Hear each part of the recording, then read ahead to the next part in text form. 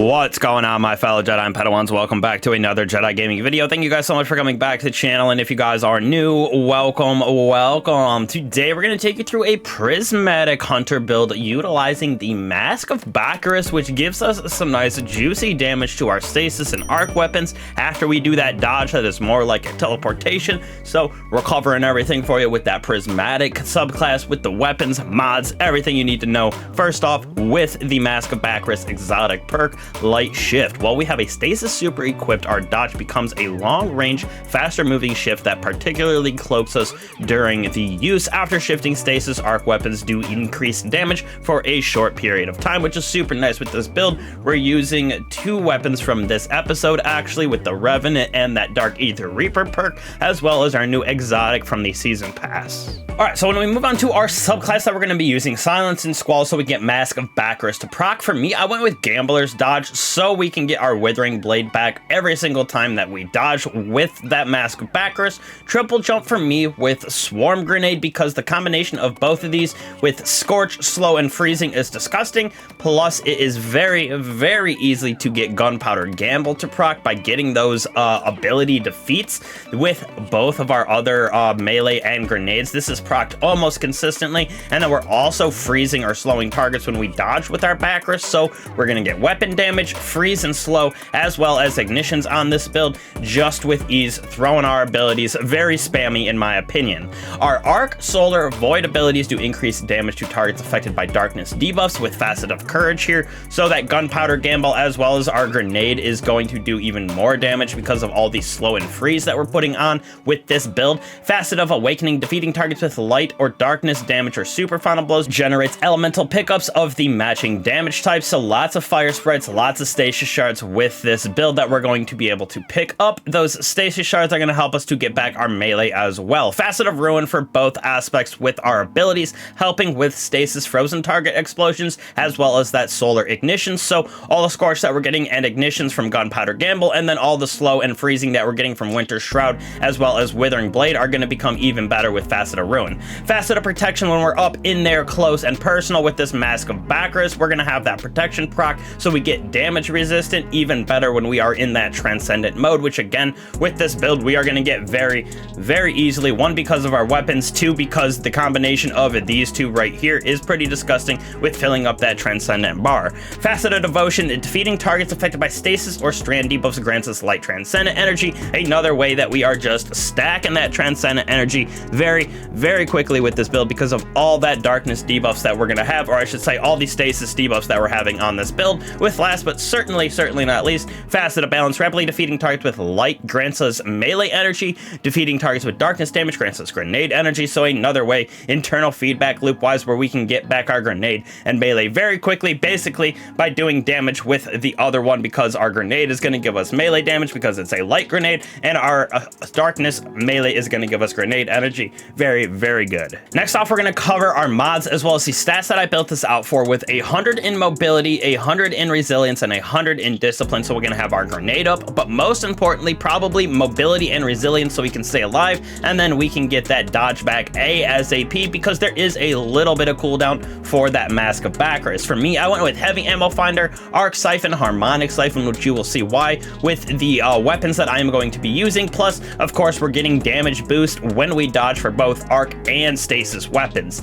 Impact Induction, Heavy-Handed, as well as Focusing Strike, so we can get our class ability back when we do damage with our shurikens. We can get our melee back when we get our grenade doing damage, and then getting more of those Orbs of Powers being procced with our final blows with our melees as well. Concussive Dampener, double arc resistance on our chest piece. You can really switch this out for whatever type of content you are going into, depending on the burns and enemies that you are facing. Like I said, content based for sure.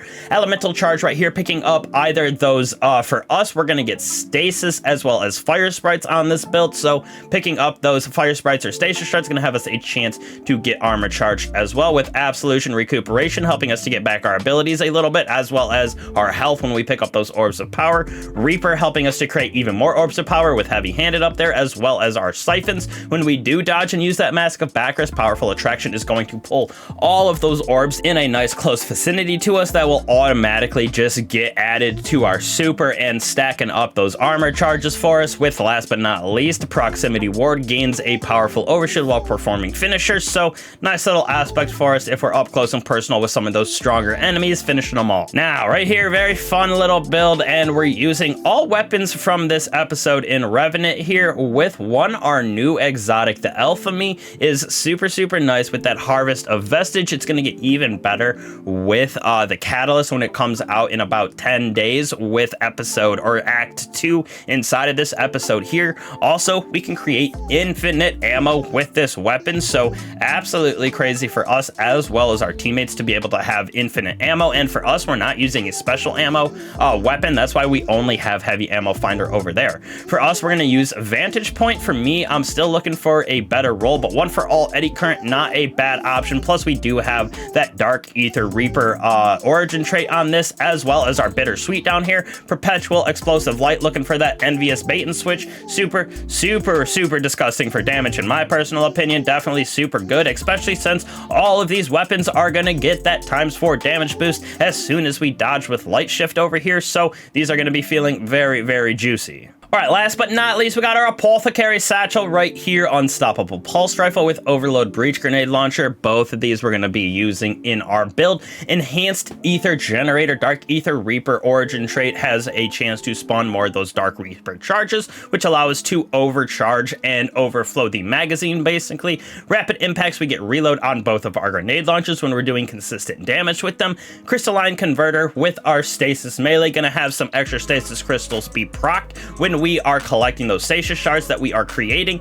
After Finisher, with a powerful combatant, we gain damage resistance, so another way for that endgame content, we can stay survived a little bit easier, go into that endgame content without having to worry about some of those one-shots like that. Hail to the Storm right here. Shattering Stasis Crystals release Stasis Shards. Definitely super nice for us because we can have all that freeze and shatter with us. Very good for our Stasis Prismatic builds this season. Concussive Reloader, helping with weakening those targets on the bosses, champions, stuff like that with our grenade launchers. Arc Weapons consume armor charge to blind targets on rapid precision hits, so that Vantage Point going to be coming a little bit of a juice as well for that endgame in my opinion, because blinding is super effective for keeping enemies at bay, especially like those bosses, mini bosses. Really does a good job at stunning them. Last but not least in this column, Conductive Cosmic Crystal. Arc abilities, Void abilities, and weapons with Dark Ether Reaper origin trait do bonus damage to targets that are affected by stasis debuff. So again, getting even more damage output on this build with our weapons because of all the stasis debuff that we're throwing out with this bad boy. And then finally, all those stasis shards that we are picking up is going to help us to get even more of that class ability, so we can have Bakris up all the time, get that weapon damage up all the time. We might get void breaches from one of our teammates, so that can help us with melee energy as well. But with this build, super juicy in my personal opinion. Usually you see people using it inside of the Crucible just because the Bakris helps you get away super fast and away from enemies, but with the damage output that it gives you inside of the PvE realm, getting away from enemies, if you will, with that flash, that light shift away from the enemies, super good. Damage is good output, plus the combination inside of the Prismatic subclass is pretty disgusting with getting Transcendent, with freezing enemies, as well as causing a bunch of that Scorch. So very fun, very easy build for really anybody to make and make their own for any type of content, if you will. Like I said, you can take it into really anything depending on the mods that you have on your chest piece for resistance, stuff like that. We're stunning basically all of our champions with this build, so very easy, very intuitive, very useful. Again, appreciate all you guys for coming back to the channel. Got these builds coming out, got god rolls coming out, so don't be afraid to like and subscribe. Hit that bell if you haven't, helps me out, helps the channel out a bunch. Plus you guys will get all those notifications for the videos that we put out here on the channel. Truly appreciate all you guys with this new act coming out here in a day, so I will catch you guys in the next one. Be looking for some bangers coming out in Act 2. Peace.